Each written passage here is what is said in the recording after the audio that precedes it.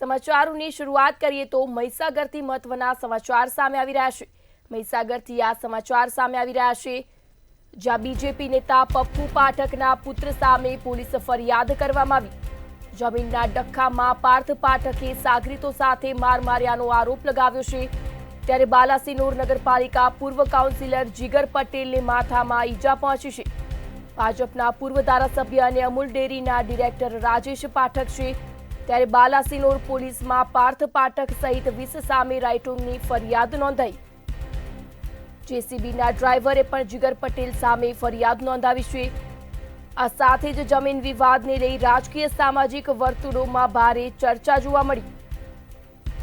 સમાચાર મહીસાગરથી, જ્યાં બીજેપી નેતા પપ્પુ પાઠકના પુત્ર સામે પોલીસ ફરિયાદ નોંધાઈ। ભાજપના પૂર્વ ધારાસભ્ય અને અમૂલ ડેરીના ડિરેક્ટર રાજેશ પાઠક છે। ત્યારે બાલાસિનોર પોલીસમાં પાર્થ પાઠક સહિત 20 સામે રાયોટિંગની ફરિયાદ નોંધાઈ। જેસીબીના ડ્રાઈવરે પણ જીગર પટેલ સામે ફરિયાદ નોંધાવી હતી। ત્યારે સમાચાર મહીસાગરથી, જ્યાં બીજેપી નેતા પપ્પુ પાઠકના પુત્ર સામે પોલીસ ફરિયાદ નોંધાઈ। પૂર્વ કોર્પોરેટર જીગરભાઈ પટેલ મને આવીને ધમકી આપવા લાગ્યા, સાલા ભાજપના લુખાઓ તમે ફાટી ગયા છો। એના અંગાત અન્ય 10 માણસ હતા અને મને માર્યો, કેદી માર। શું થયું? કેદી માર્યો તો તમે એની પર સામે શું કાર્યવાહી કરી? ફરિયાદ પોલીસ સ્ટેશન, બાલાસિનોર પોલીસ સ્ટેશનમાં ફરિયાદ લખાઈ છે। આપનું નામ? વિશાલભાઈ રાજુભાઈ વંજારા। તારીખે જીસીબી લઈને હું કામ કરવા ગયો હતો સોમનાથ સોસાયટીમાં।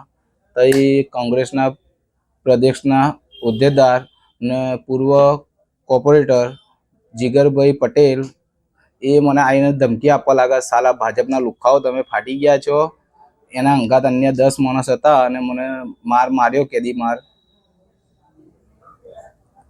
શું થયું? કેદી માર્યો તો તમે એની પર સામે શું કાર્યવાહી કરી? ફરિયાદ પોલીસ સ્ટેશન, બાલાસિનોર પોલીસ સ્ટેશનમાં ફરિયાદ લખાઈ છે। આપનું નામ? સમાચાર મહીસાગરથી સામે આવી રહ્યા છે, જ્યાં બીજેપી નેતા પપ્પુ પાઠકના પુત્ર સામે પોલીસ ફરિયાદ નોંધાઈ છે। સંવાદદાતા વિશાલ સોલંકી ફોનલાઈન પર જોડાયા છે। જે વિશાલ, સમાચાર મહીસાગરથી, જ્યાં ભાજપ નેતા પપ્પુ પાઠકના પુત્ર સામે પોલીસ ફરિયાદ નોંધાવાઈ છે, શું છે સમગ્ર મામલો? ચોક્કસથી વાત કરીએ તો મહીસાગર જિલ્લાના બાલાસિનોર તાલુકાના અંદર આવેલા પપ્પુભાઈ પાઠક, જે બીજેપી નેતા તરીકે ઓળખાય છે, તેમના દીકરા પાર્થભાઈ પાઠક ઉપર સાગરીતોના સાથે રાખીને માર્યાના આક્ષેપ સાથેની ફરિયાદ કરવામાં આવી છે। જ્યારે વાત કરીએ તો બાલાસિનોરના પૂર્વ કાઉન્સિલર અને કોંગ્રેસના પ્રદેશના કાર્યકર તરીકે ઓળખાતા જીગરભાઈ પટેલના માથાના ભાગે ઈજા પહોંચી હતી। વાત કરીએ તો ભાજપના પૂર્વ ધારાસભ્ય અને અમૂલ ડેરીના ડિરેક્ટર છે રાજેશ પાઠક, જેમના દીકરાએ 20 વ્યક્તિઓ સાથે રાખીને હુમલો કર્યો તેવી રીતની ફરિયાદ કરવામાં આવી હતી। ત્યારે તેમના ફરિયાદ બિલકુલ પાયાવિહોણી છે તે રીતના સામે ક્રોસ ફરિયાદ બી કરવામાં આવી। જેસીબીના ડ્રાઈવર દ્વારા જીગર પટેલ સામે ખોટી રીતની ફરિયાદ કરાઈ છે તેવી રીતની ફરિયાદ કરવામાં આવી હતી અને જેસીબીના ડ્રાઈવરને માર્યો તેવી રીતની જીગર પટેલ સામે ફરિયાદ નોંધવામાં આવી છે। સમગ્ર જમીનનો વિવાદ રાજકીય સામાજિક વર્તુળોમાં ચર્ચાનો વિષય બન્યો છે। ચોક્કસથી। જી વિશાલ, માહિતી બદલ આભાર।